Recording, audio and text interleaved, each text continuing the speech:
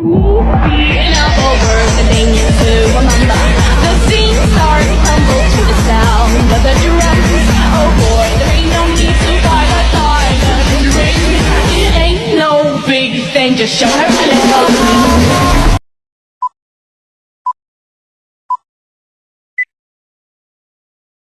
Assalamualaikum warahmatullahi wabarakatuh. Pertama dan terutama sekali, kami mengucapkan puji dan syukur atas kehadiran Allah Subhanahu wa Ta'ala, di mana atas rahmat dan karunia-Nya yang telah memberikan kami kesehatan, sehingga kami dapat melaksanakan Zoom pada hari ini. Dan yang kami hormati, Ibu Dewi Febriani, SEMSI, sebagai dosen pengampu hukum bisnis dan regulasi. Di sini saya ditemani oleh dua rekan saya, yaitu yang pertama saya sendiri, Alia Rahmadina, dengan NIM 2304 3002, dan Adela dengan NIM 2304 3001, serta Anita Ica Rizkia dengan NIM 2304 3004. Pada kesempatan kali ini kami akan menjelaskan 5 materi, yaitu merger, akuisisi, konsolidasi, separasi, dan serta contoh kasusnya.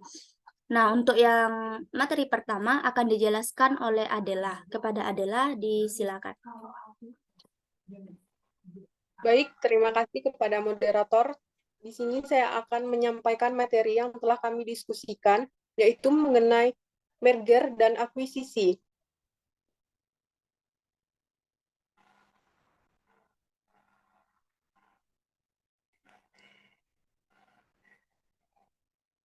Yaitu ada dasar hukum merger tertuang di dalam pasal 1 angka 9 Undang-Undang Personal Terbatas Jo, pasal 109 angka 1 Undang-Undang Cipta Kerja, yang pada dasarnya menyimpulkan merger merupakan suatu pergabungan satu perseorangan atau banyak perseorangan terhadap perseorangan lainnya yang mengakibatkan aktiva dan pasifa dari perseorangan yang menggabungkan dirinya menjadi beralih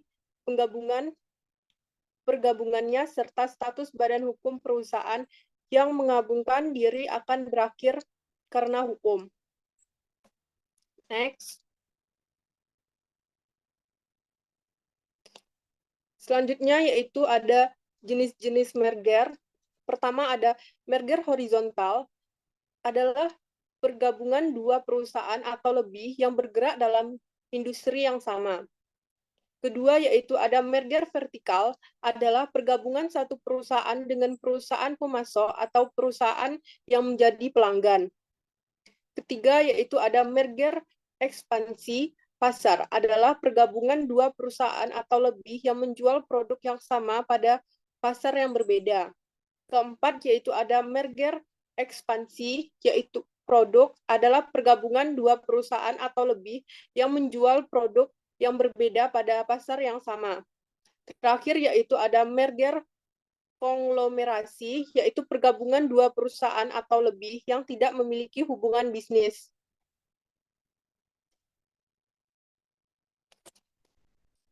Materi yang kedua yaitu ada akuisisi. Akuisisi dikenal dalam bahasa Inggris sebagai equitian atau takeover, artinya suatu perusahaan menguasai modal atau saham perusahaan lain, yaitu perusahaan yang memperoleh kendali atas perusahaan lain.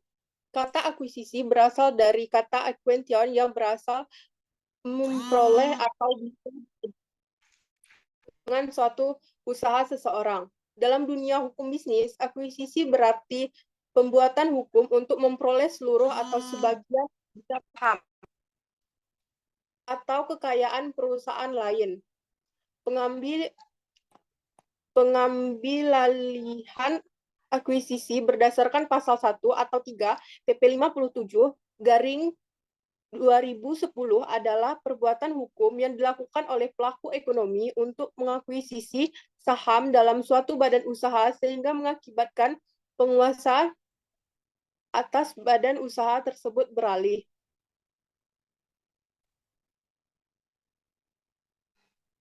Selanjutnya yaitu ada kelebihan dan kekurangan melakukan akuisisi, di mana kelebihannya modal perusahaan bertambah, monopoli pangsa pasar semakin meluas, proses lebih mudah daripada merge. Dan kekurangannya yaitu biaya modal dan administrasi yang tinggi, resiko tidak mampu mengendalikan sejumlah besar sumber daya, penghambatan perubahan budaya pasar.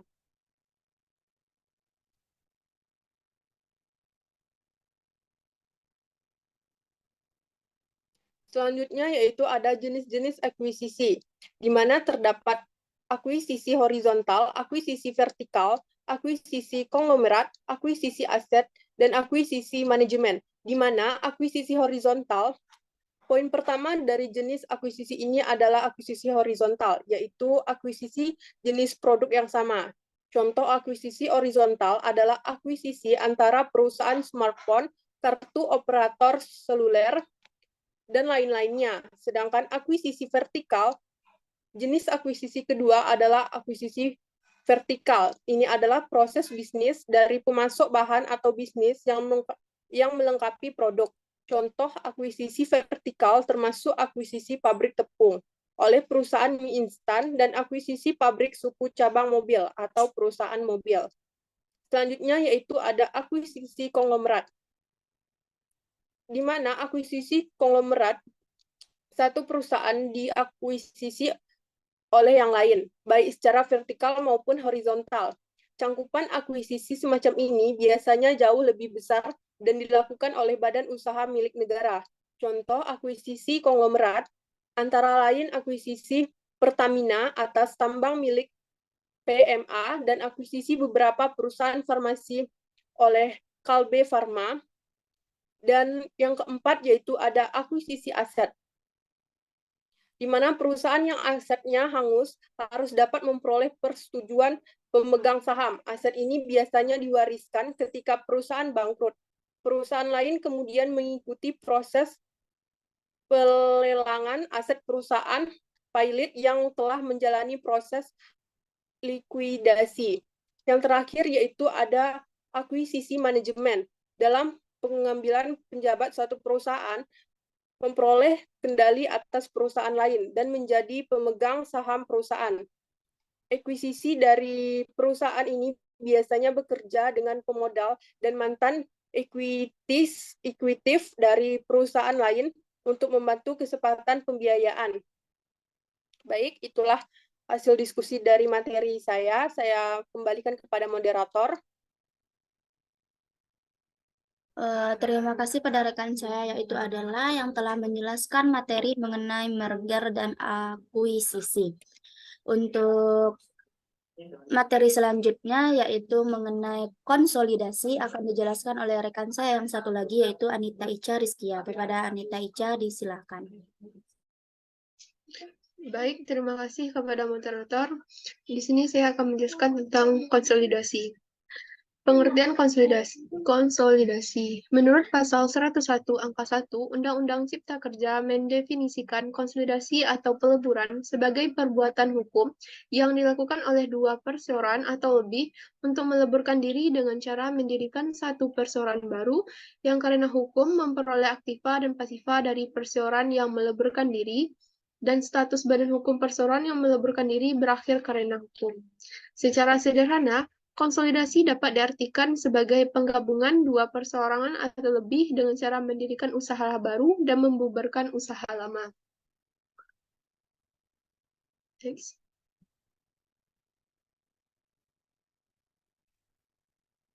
Yang kedua ada tujuan konsolidasi. Tujuan konsolidasi yang pertama yaitu untuk menyelamatkan aset perusahaan. Yang kedua ada memperkuat perusahaan dengan bergabung dengan perusahaan lain. Yang ketiga ada membentuk dan memperkuat pangsa pasar.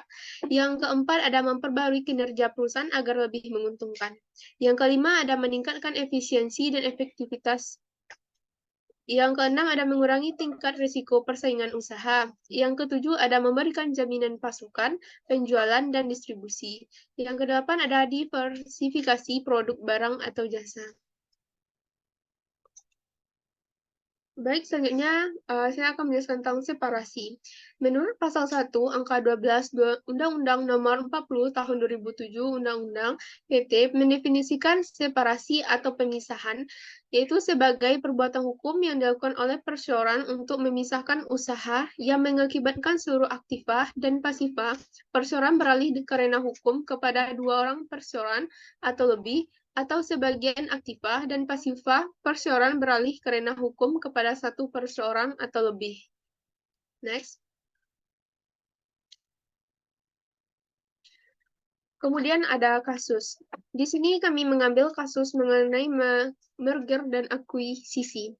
PDF Gojek pada laman Komisi Pengawas Persaingan Usaha atau KPPU dengan nomor registrian 30-KPPU-M-2020. Berdasarkan penyelidikan KPPU, akuisisi keduanya telah terjadi sejak 4 Agustus 2017. Akan tetapi, Gojek baru mengumumkannya kepada KPPU pada 22 Februari 2019.